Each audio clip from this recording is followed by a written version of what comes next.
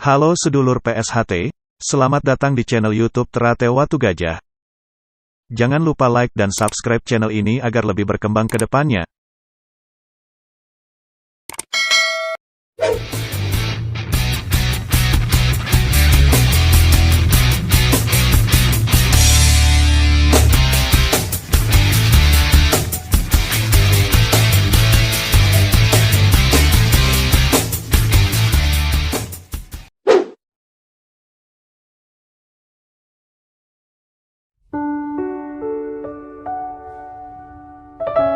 Bertepatan pada hari Jumat Pahing, tanggal 18 November tahun 1938, RM Imam Kus Supangat dilahirkan oleh Raden Ayu Kusmiaten dengan RM Ambar Koesensi di Madiun. Kakek beliau bernama Kanjeng Pangeran Ronggo Aryo Kusnoningrat merupakan Bupati Madiun, dan neneknya Juwito, salah satu tokoh figur yang disegani pada masa itu. Pola hidup Mas Imam sederhana meskipun ia sendiri dilahirkan dari keluarga yang bermartabat, penerus Trah Kusumah Rembesing Madu Amaratapa Wijiling Handanawari. Kiatnya sepiro gedening sengsoro yen tinompo amung dadi cobo. Dan kiat itu dijabarkan dalam lakunya sampai akhir hayatnya. Ketika berumur 13 tahun semasa ia haus damba kasih dari ayahandanya, namun nasib berbicara lain, RM Ambar Kusensi, ayahanda tercinta, dipanggil ke hadirat Tuhan Yang Maha Esa, tepatnya pada tanggal 15 Maret tahun 1951, sewaktu ia masih duduk di kelas 5 SDN. RM Imam Kusupangat masa kecilnya seperti tercerabut dari dunia kanak-kanaknya. Sepeninggalnya orang yang dicintainya itu sempat menggetarkan jiwanya, namun kematian tetap kematian, tidak seorang pun mampu menolak kehadirannya.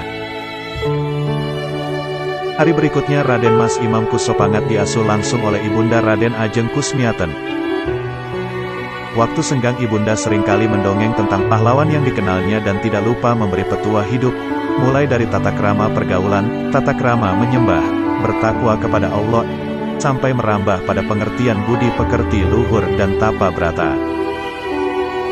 Benih luhur yang ditanamkan ibundanya itu lambat laun ternyata mampu mengendap dan mengakar di dalam jiwa Raden Mas Imam Kusupangat.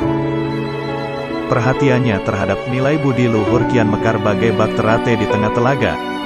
Semenjak kecil sudah menyukai laku tirakat seperti puasa dan sebagainya. Sejalan dengan itu sikapnya mulai berubah, ia mulai bisa membawa diri menempatkan perasaan serta menyadari keberadaannya.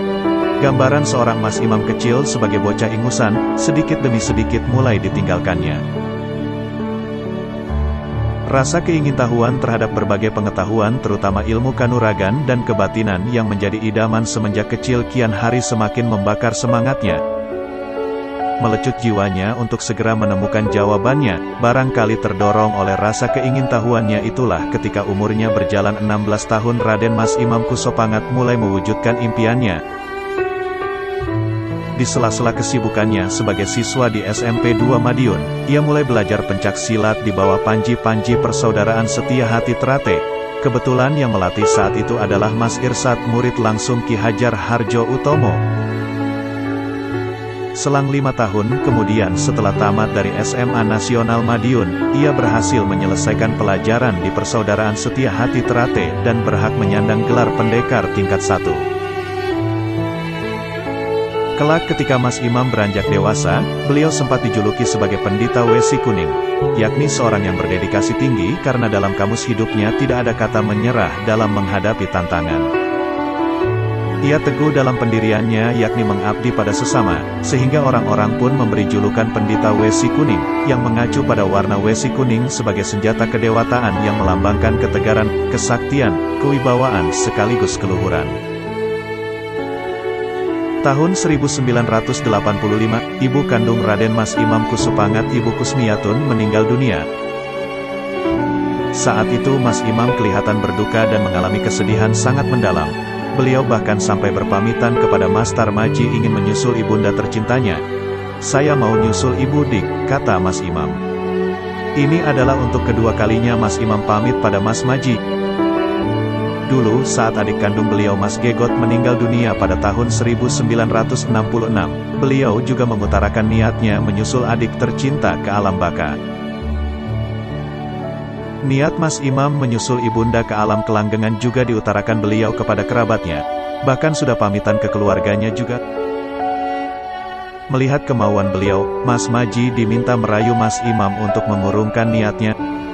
Mas Maji berkata bahwa tenaga dan pikirannya masih sangat dibutuhkan SH Trate.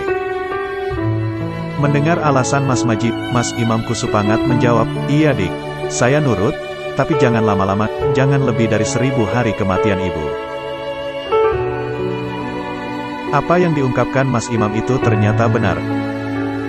Pada hari Senin, tanggal 16 November tahun 1987, Raden Mas Imam Kusupangat meninggal dunia, pada usia 49 tahun kurang 2 hari. Dan 2 hari sebelumnya, tepat pada malam Jumat Mas Maji bersama istrinya sowan ke kediaman Mas Imam di Paviliun Kabupaten Madiun. Malam itu Mas Maji melihat kondisi beliau sangat lemah. Mas Maji bertanya, "Mas Imam sakit ya?" Beliau menjawab, "Enggak dik." Mas Maji berkata lagi, "Injeh, Mas Imam sakit, jangan-jangan Mas Imam mau mendahului saya." Mendengar kata-kata Mas Maji itu, Mas Imam tersenyum. "Tidak dik, saya tidak sakit. Sudahlah nanti hari Senin pagi saja, dik Maji saya panggil ke sini." Kemudian Mas Imam berpesan kepada Mas Maji untuk tetap setia dan aktif membesarkan SH Trate.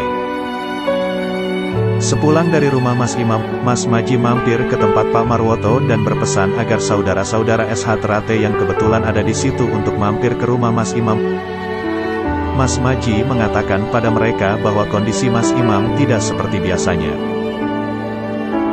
Misteri yang tidak pernah terduga oleh saudara kadang PSHT ketika hari sebelum meninggalnya, di mana beliau beberapa kali berbicara kepada Pak Saripin, bahwa RM Imam Kusupangat berbicara, "Pak Saripin, tolong bersihkan dan buatkan liang lahat."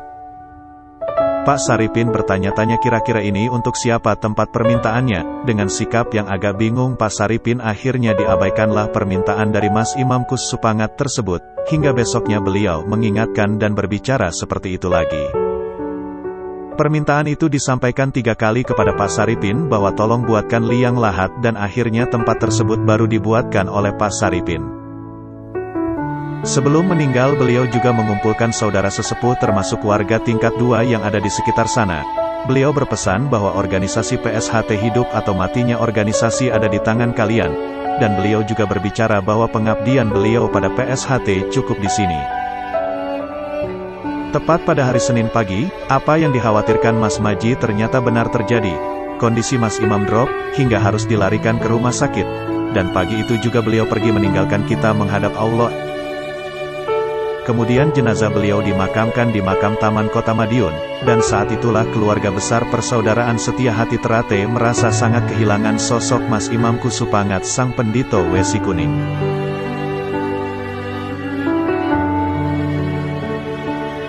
Demikian video dari kami, kurang lebihnya mohon maaf. Cukup sekian dan terima kasih.